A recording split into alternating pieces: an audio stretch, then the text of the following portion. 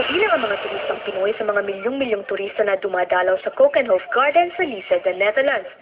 Sa labas pa lamang, sasalubungin ka na ng mga hanay na makukulay at naglalakihang tulips.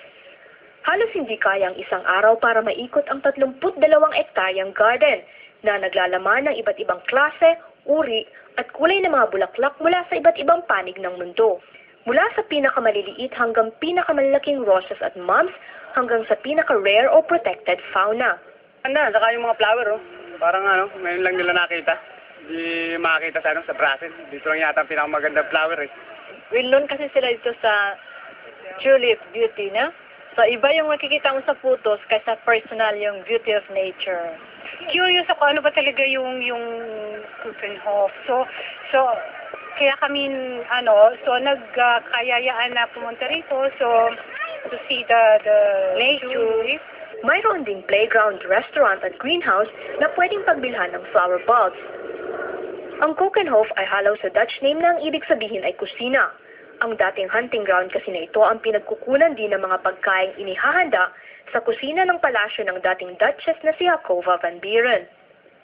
Tuwing Marso lamang binubuksan sa turista ang Keukenhof Flower Garden.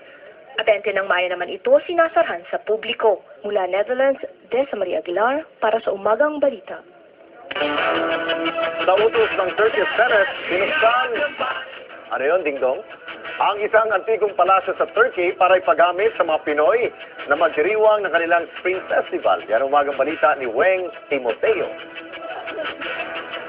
Ito ang 160 years old na palasyo ng Ihlamur dito sa Istanbul. Summer Palace ang naging bansa dito dahil ginagamit siyang pahingahan ng mga sultan, diplomats at mga bisitang state leaders.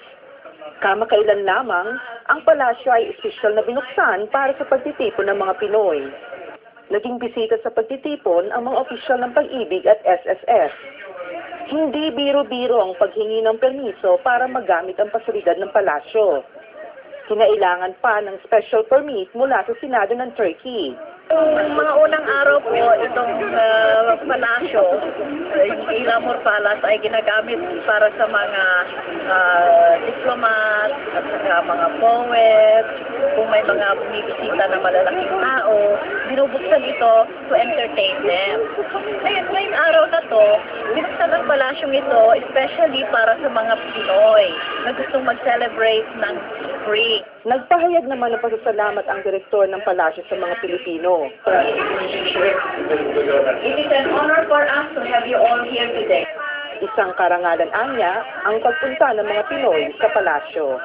Para sa Umagang Balita, Weng Timoteo, Istanbul, Turkey.